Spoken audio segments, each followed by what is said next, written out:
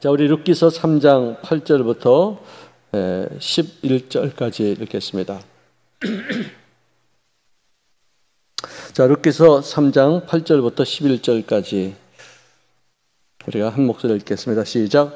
밤중에 그가 놀라 몸을 돌이켜 본즉 한 여인이 자기 발치에 누워 있는지라 이르되 네가 누구냐 하니 대답하되 나는 당신의 여정 룻이오니 당신의 옷지락을 펴 당신의 여정을 덮으소서. 이는 당신이 기업을 물을 자가 되매니이다 하니 그가 이르되 내 딸아 야훼께서 네게 복 주시기를 원하노라. 네가 가난하건 부하건 젊은 자를 따르지 아니하였으니 네가 베푼 인애가 처음보다 나중에 더하도다. 그리고 이제 내 딸아 두려워하지 말라. 내가 네 말대로 네게 다 행하리라. 내가 현숙한 여자인 줄 나의 성읍 백성이 다 아느니라. 아멘.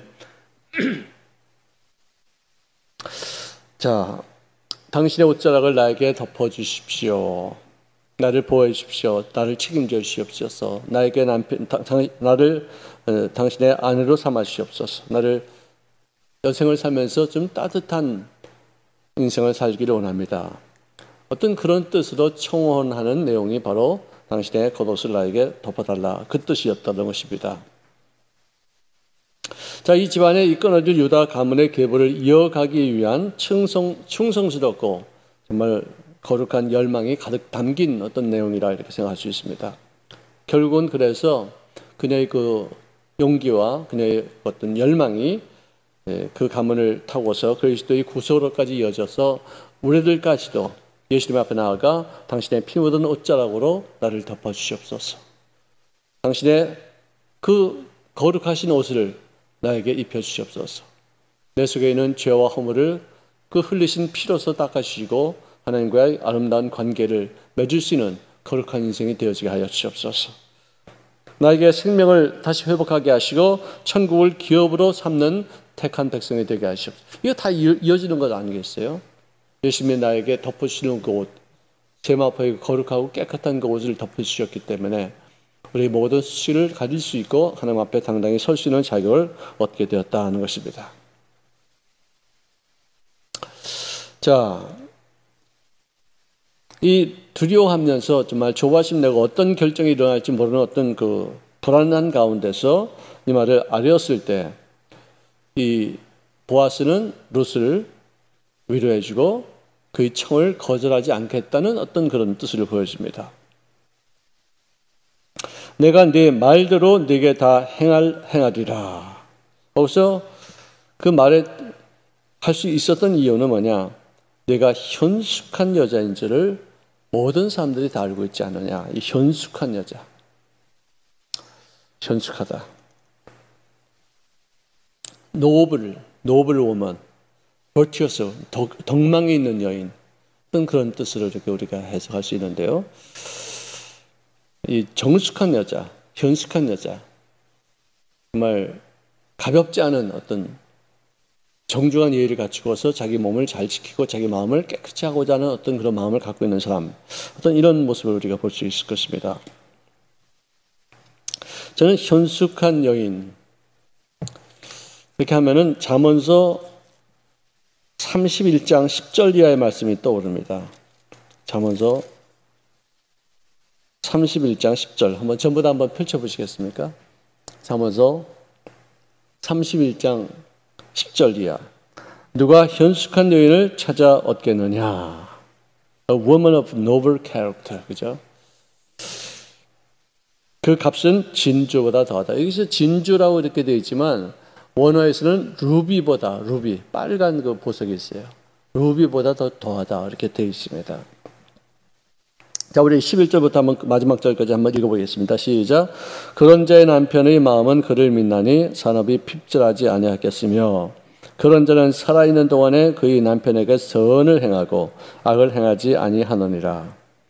그는 양털과 삼을 구하여 부지런히 손으로 일하며 상인이 배와 같아서 먼 데서 양식을 가져오며 밤이 새기 전에 일어나서 자기 집안 사람들에게 음식을 나누어주며 여종들에게 일을 정하여 맡기며 밭을 살펴보고 사며 자기 손으로 번 것을 가지고 포도원을 일구며 힘있게 허리를 묶이며 자기의 팔을 강하게 하며 자기 장사가 잘 되는 줄을 깨닫고 밤에 등불을 끄지 아니하며 손으로 손뭉치를 들고 손가락으로 가락을 잡으며 그는 곤고한자에게 손을 펴며 궁핍한 자를 위하여 손을 내밀며 자기 집 사람들은 다 홍색 옷을 입었으므로 눈이 와도 그는 자기 집 사람들을 위하여 염려하지 아니하며 그는 자기를 위하여 아름다운 이불을 지으며 세마파와 자색 옷을 입으며 그의 남편은 그의 땅의 장로들과 함께 성문에 앉으며 사람들의 인정을 받으며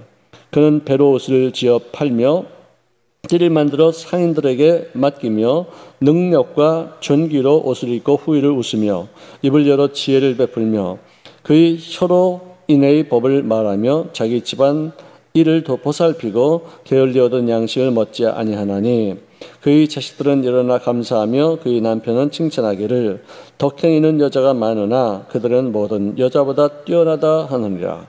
고운 것도 거짓되고 아름다운 것도 헛되나 오직 야훼를 경외하는 여자는 칭찬을 받을 것이라.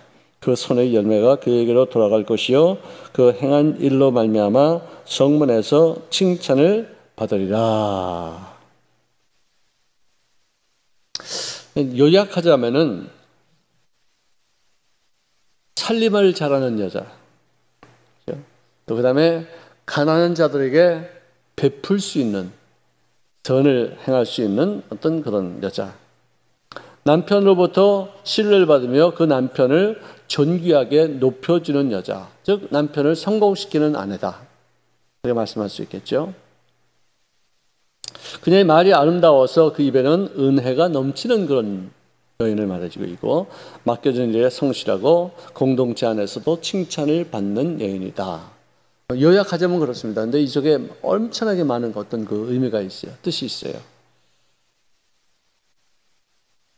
자, 그런데 이 현숙한 여인이라는 그 말의 뜻을 가만히 이렇게 이 대목을 이렇게 살펴보면은 조용하고 얌전한 이미지가 아니죠. 팔을 퍽퍽 걷어붙이고서 일들을 빠바바바 막 하는 그런 어떤 그 능력이 있는 여장부 같은 어떤 그런 모습을 우리가 보고 있어요. 그러니 우리 한국의 여성들은 옛날부터 조숙해야 뭐라고 그러죠? 조숙이 아니고 뭐라고 그러죠? 그 뭐라고 하나 그 아이고 단어가 또 갑자기 네? 정숙하다. 그 말고 이렇게 좀 이렇게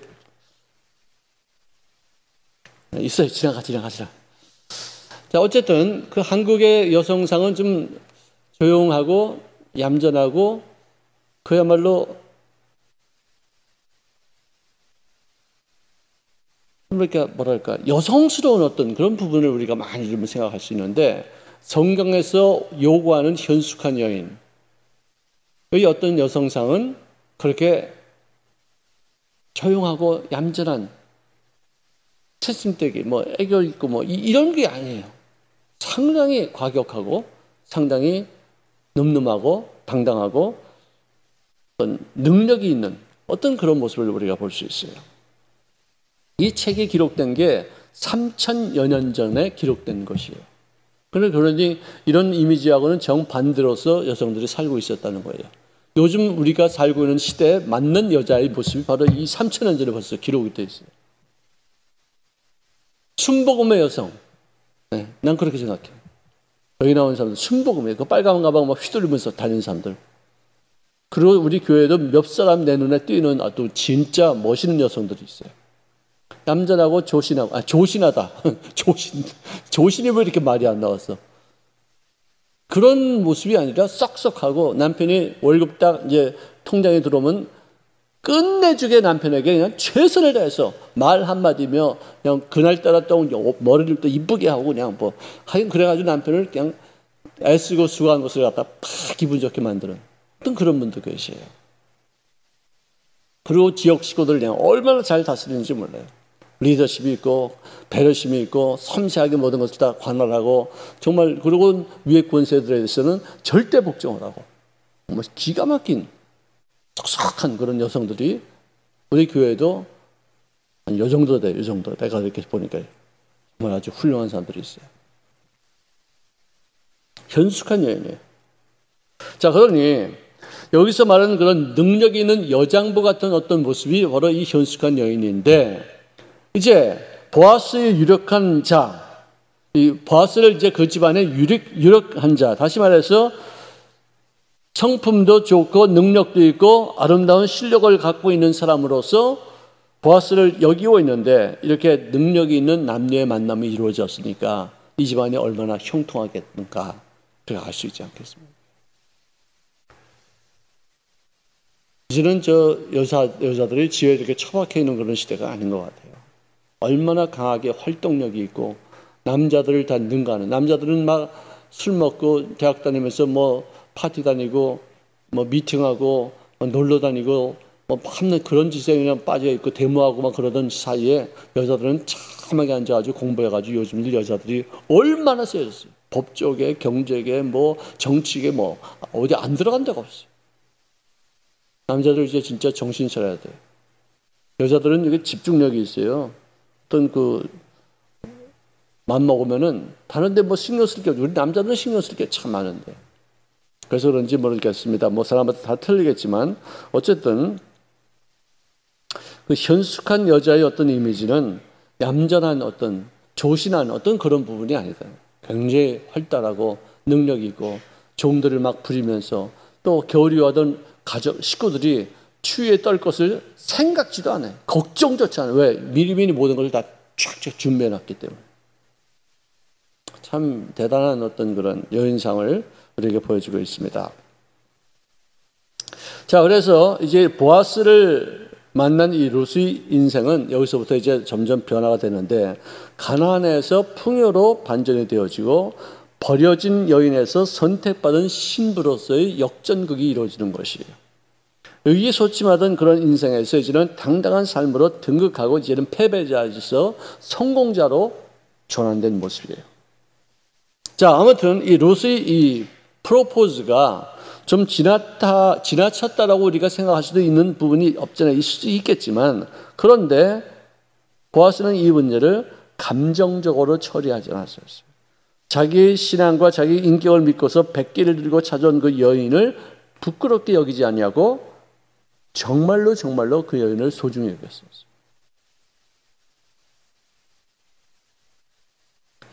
이것이 우리들의 삶을 하나님 앞에 맡겼을 때 결코 우리를 부끄럽게 여기지 아니하시고 우리를 더 소중히 여기시고 우리를 정말로 인격적으로 대우하셔서 나를 마구잡이로 휘두르시는 것이 아니라 정말로 귀히 여기셔서 나를 아름답게 만들어 가시는 우리 영적인 남편 되시는 우리 예수님의 모습을 우리가 볼 수가 있는 것이죠. 저도 그때 어떻게든 내가 내 인생을 하나님 앞에 맡겼는지 지금 생각하면 정말 굉장한 어떤 변혁이었어요. 혁명이었었어요. 근데 그게 내 인생을 바꿀 수 있는 정말 너무나도 놀라운 기회가 됐죠. 내가 예수 안 믿었다면 어떻게 됐을까? 안 봐도 알아. 지금 내 친구들 예수 안 믿고서 막 꼬부당거리고 지금 은퇴해가지고 산에 올라가서 소주 까고 그런 거나 사진 찍어서 보내는 놈들 나하고 똑같았을 거야. 나도 그렇게 됐을 거야. 뻔해. 안 봐도 알아. 난 늙어가지고 그냥 벌써 골골하고 막 병들고 병원에 조사받아 들어가고 수술하고 뭐 그랬을 거야죠. 예수 믿고 나서 내 인생을 주님 앞에 맡기고 나서 정말 얼마나 너무나도 놀라운 변화가 있었어요. 우리 주님은 나를 마구 다루지 않으십니다. 나를 소중히 여기십니다. 나를 소중히 여기시는 만큼 나도 나를 소중히 여길 수 있게끔 만들어주시는 분이시에요. 우리 영적인 남편은 정말로 보아스 같은 남편이고 우리를 절대로 멸시하지 않으시고 우리를 훈련과 연단을 시키되 더 강하고 멋진 모습으로 만들어가는 과정이지 우리를 갖다 절대로 버림받으시고 남들에게 우습게 여김을 받는 어떤 모습으로 만들어지지 아니하실 것을 꼭 믿으시기를 주의 이름으로 축원합니다. 할렐루야. 자, 이 기업을 모르는 자다. 한번 보십시다. 이제 여기 12절에 나옵니다. 참으로 나는 기업을 모를 자이나 기업 물을 자로서 나보다 더 가까운 사람이 있으니 이 밤에 여기서 머무르라. 아침에 그가 기업 물을 자의 책임을 내게 이행하면 좋으려니와 그가 그 기업 물을 자의 책임을 행할 것이니라. 만일 그가 기업 물을 자의 책임을 내게 이행하기를 기뻐하지 아니하면 여호와께서 살아계심을 두고 맹세하노니 내가 기업 물을 자의 책임을 내게 이행하리라. 아침까지 누워 있을지니라 하는지라. 굉장히 아주 이성적으로 합법적으로 어떤 법에 어긋나지 않게 그때 당시에 어떤 그 규범을 깨뜨리지 않는 법문에 대해서 자기가 정확하게 할 것을 이렇게 아주 우리에게 보여주고 있어요. 젠틀맨이죠. 이 사람 아주 젠틀하잖아요.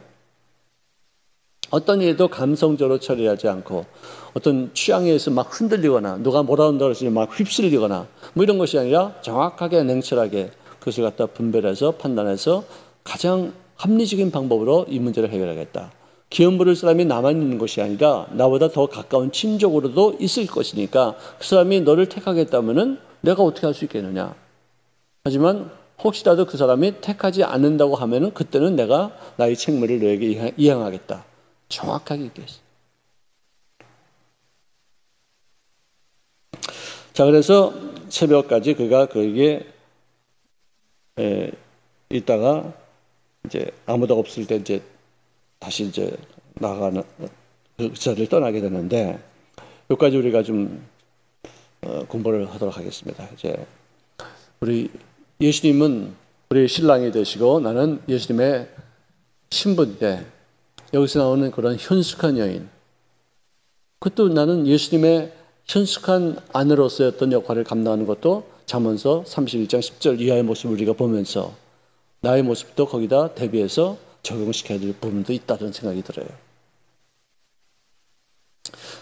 예수님이 나의 신랑이 되고 내가 그분의 신부가 된다는 것의 가장 큰 핵심은 뭐냐? 그분의 씨앗이 내 마음속에 잉태가 된다는 얘기예요. 그분과 교제를 하면은, 그분과 깊은 관계를 가지면은, 그분의 어떤 그 뜻을 내가 마음속에 이루겠다는 어떤 소망을 가지면은 그 열매가 맺혀지고 그것이 내 생활 속에서 결실이 되어져서 내가 이 땅에 보내심을 받은 그 일들을 이룰 수 있는 삶이 되는 것이죠. 나를 통해서 하나님의 뜻이 나에게 열매를 맺어 인생을 살게 하신다. 난 이것으로 나는 예수님이 나의 신랑이라는 생각을 할 때가 참 많아요. 하나님의 꿈이 나의 비전이 되고 예수님의 성품이 나의 인격이 되고 성령님의 능력이 권능이 나의 능력이 되는, 이게 다 바로 하나님이 나에게 주신 씨앗을 받아서 나오는 그 결과 아니겠어요. 우리를 항상 꿈을 가지시고 그분의 어떤 그 능력이, 그분이 나에게 주시는 그 모든 은혜가 더욱 여러 이웃들에게도 전달될 수 있을 만큼의 풍성한 열매를 맺을 수 있기를 바랍니다. 자, 기도하겠습니다. 사랑하시는 주님 고맙습니다. 오늘 이 룻이라는 여인의 현숙한 모습을 우리가 볼 수 있음을 고백합니다. 룻도 그를 스스로가 현숙한 여인으로 생각하지는 않았겠지만 그의 모든 언행 품사가 정말로 아름답고 사람들에게 소문이 날 수 있을 만큼, 또 보아스도 그를 통해서 확인할 수 있을 만큼의 아름다운 여인이었음을 깨닫습니다. 우리 겉사람보다도 우리 속사람을 보시는 우리 주님께서 우리 속을 보시고서 나를 하나님의 택한 백성으로 삼으시고 예수님의 신부로 만들어주신 줄로 믿습니다. 부디 주님을 믿으시어 저희도 예수님 안에서 현숙한 신부가 되어지게 도와주시옵시고 하나님께서 원하시는 바의 뜻을 이루기 위해서 우리에게 씨앗을 심어주실 때 그것을 잘 길러서 이 땅에 아름다운 열매로 산출하시는 참된 신부로서의 역할을 잘 감당해 도와 주시옵소서. 예수님의 이름으로 기도합니다. 아멘.